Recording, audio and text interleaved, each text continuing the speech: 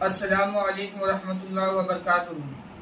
امید ہے میرے تمام ناظرین خیریت و عافیت سے ہوں گے۔ آج میں آپ کو سیرت وارث پاک پیش کرنے کی کوشش کروں گا۔ حضرت سیدنا وارث علم پناہ، جن کے والد محترم کا نام سید قربان علی شاہ تھا، ان کے والدہ محترم کا نام سیدہ سکینہ تھا۔ حضرت وارث علم پناہ کے جو والد محترم رہتے ہیں، ان کی شادی ان کے چچیری بہن یعنی حضرت سیدنا سکینہ سے ہوتی ہے۔ جب حضرت وارث علم پناہ کی عمر مبارک 3 سال کی ہوتی ہے تو ان کے والد محترم دنیا سے کچھ کر جاتے ہیں۔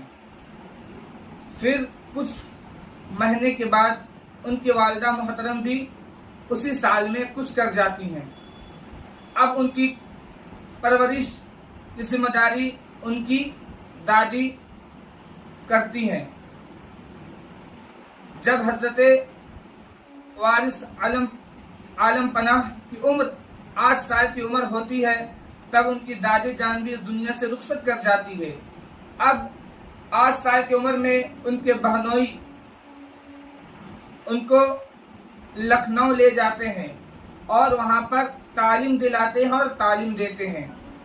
اس کے بعد حضرت وارث پاک کی عمر مبارک جب 15 سال کی ہوتی ہے، حضرت وارث پاک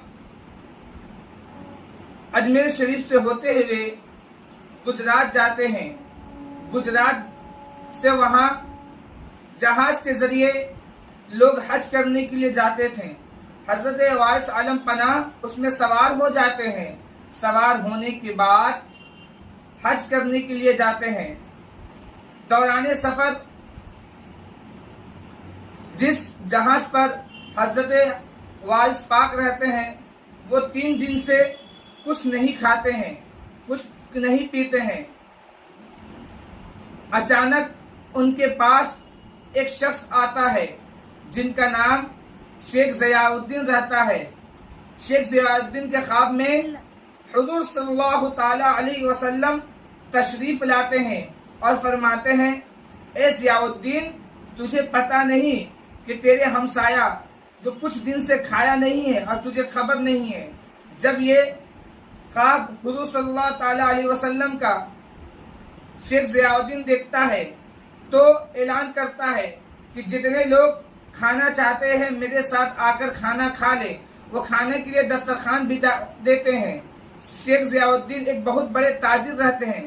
وہ یہ سوچتے ہیں کہ جس کے بارے میں حضور صلی اللہ تعالی علیہ وسلم نے مجھے خواب میں بشارت دی وہ شخص بھی میرے سامنے آ کر کھا لے گا، مگر ایسا ہرگز نہیں ہوتا۔ پھر کیا کرتے ہیں کہ شیخ ضیاء الدین کو پتہ چلتا ہے کہ حضرت وارث علم پناہ شاہ جہاز کے سب سے نیچے حصے میں بیٹھے رہتے ہیں۔ جب معلوم چلتا ہے شیخ ضیاء الدین وہاں پر جاتے ہیں اور ان کے پاس جا کر کھانا پیش کرتے ہیں۔ کھانا پیش کرنے کے بعد حضرت وارث پاک عالم پناہ 3 لقمہ کھا لیتے ہیں اور کھانے کے بعد برتن چھوڑ دیتے ہیں۔ پھر جو شیخ ضیاء الدین رہتے ہیں وہ برتن کو لے کر چلے جاتے ہیں۔ پھر جب کھانا کا ٹائم ہوتا ہے حضرت شیخ ضیاء الدین ان کے پاس کھانا لے کر آتے ہیں۔ جب کھانا لے کر آتے ہیں حضرت شیخ ضیاء الدین فرماتے ہیں، حضور کچھ کھانا کھا لیجئے۔ حضرت عالم پناہ وارث کا جملہ سنیے۔ حضرت وارث پاک فرماتے ہیں، میں 3 ٹائم کھانا نہیں کھاتا ہوں۔ اللہ اکبر، میں 3 ٹائم کھانا نہیں کھاتا ہوں بلکہ کچھ دنوں کے بعد میں کچھ کھانا کھا لیتا ہوں۔ اتنے کہنے کے بعد حضرت شیخ ضیاء الدین وہاں سے چلے جاتے ہیں اور جب جہاز ساحل کے کنارے پہنچتا ہے سب لوگ وہاں اترتے ہیں۔ اترنے کے بعد حضرت وارث علم پناہ کے ساتھ شیخ ضیاء الدین چاہتے ہیں کہ میں آپ کے ساتھ مکے کے سفر میں جاؤں۔ حضرت وارث پاک فرماتے ہیں، آپ میرے ساتھ مکے نہیں جائیں گے بلکہ آپ مدینہ شریف جائیں گے۔ اتنے کہنے کے بعد حضرت شیخ ضیاء الدین مدینہ شریف تشریف لے جاتے ہیں۔ ان کے ساتھ جو لوگ رہتے ہیں وہ کہتے ہیں کہ ہم حضرت وارث پاک کو اپنا سالار بنائیں گے، اپنا قافلہ کا سردار بنائیں گے اور صبح اٹھ کر بھاڑے میں اونٹ لے کر حضرت وارث پاک کو ان پر آگے بیٹھا کر वो आगे रहेंगे और मैं पीछे पीछे हम लोग उनके चलेंगे। हजरत वारिस पाक सफर ये लोग रात में ये बात करते हैं, खाने पीने के दौरान ये लोग बात करते हैं। क्या देखते हैं कि हजरत वारिस पाक वहां से अचानक गायब हो जाते हैं, वहां से अचानक चले जाते हैं। मालूम क्या होता है कि हजरत वारिस पाक रज़ियल्लाहु ताला अन्हु मक्के शरीफ पहुंच जाते हैं। मक्के शरीफ जब पहुंचते हैं, पहुंचने के बाद जब पहुंचते हैं, एक रमजान मुबारक रहता है। हजरत वारिस पाक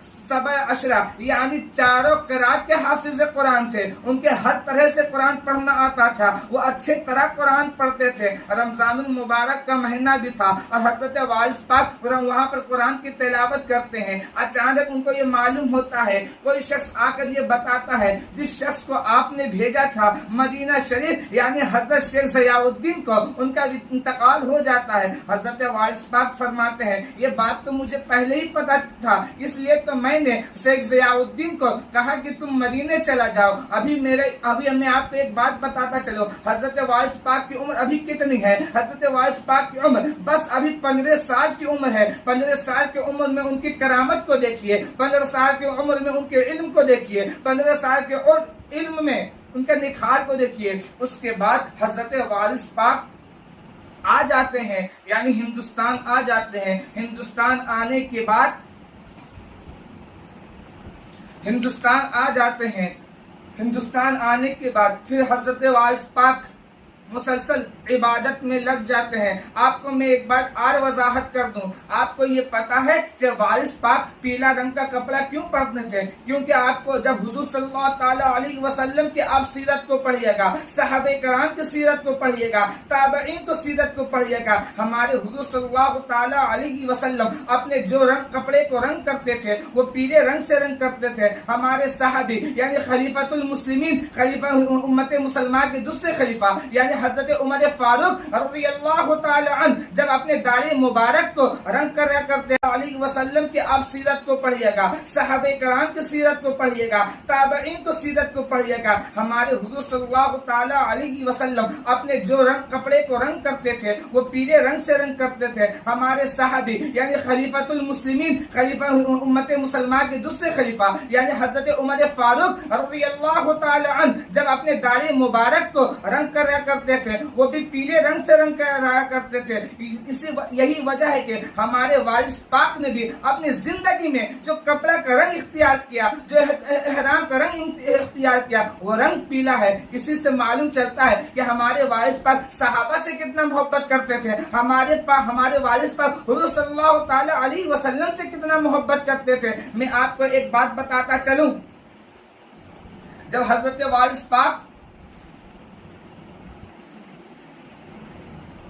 आ जाते हैं देवा शरीफ में, जब उनकी उम्र ज़ईफ़ी को पहुंच जाती है, उम्र जब बुजुर्गी को पहुंच जाती है, लोग ये कहते हैं, लोग ये समझते हैं कि वारिस पाक नमाज नहीं पढ़ा करते थे, वारिस पाक नमाज के आदी नहीं थे।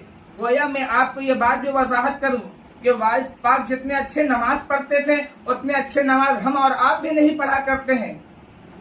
हजरत वारिस पाक का एक वाकया है कि हजरत वारिस पाक एक दिन एक इमाम के पीछे नमाज पढ़ने के लिए खड़े हो गए।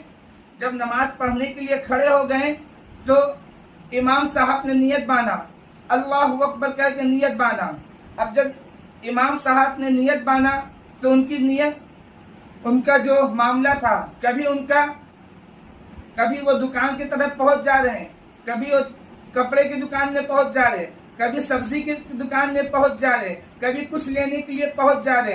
तो हजरत वारिस पाक बताते हैं, मैं जिस इमाम के पीछे नमाज पढ़ूं उसका दिमागी हाजिर नहीं रहता तो मैं उस इमाम के पीछे कैसे नमाज पढ़ सकता हूँ। इसलिए हजरत वारिस पाक इमाम के पीछे नमाज नहीं पढ़ते थे।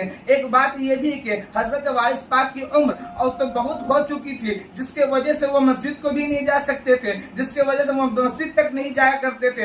इसी वजह से वारिस पाक जो नमाज पढ़ा करते थे तो सबके सामने नमाज नहीं पढ़ा करते थे, सबके सामने नमाज नहीं نہیں پڑھا کرتے تھے بلکہ غائب ہو کر نماز کرتے تھے. مگر جب لوگوں کو بتانا پڑا کہ لوگوں یہ مشورہ کرنے لگے, سب کو بتانے لگے کہ وارث پاک نماز نہیں پڑھ رہا, تو وارث پاک نے یہ اعلان بھی کر دیا کہ میں نماز پڑھتا ہوں اور میں نماز پڑھ کر تم کو دکھاتا ہوں. اعلیٰ حضرت یعنی حضرت علی حسین اشرفی میاں جب آتے ہیں بارہ بنکی کی سرزمین پر, آنے کے بعد جب ان کو معلوم ہوتا ہے کہ ایک سید زاد آتے ہیں تو حضرت وارث عالم پناہ ان کے پیچھے جا کر نماز پڑھتے ہیں اور یہ بتا دیتے ہیں جب کوئی علی حسین اشرفی جیسا امام لا کے دے تو وارث بھی اس کے پیچھے نماز پڑھے گا. اور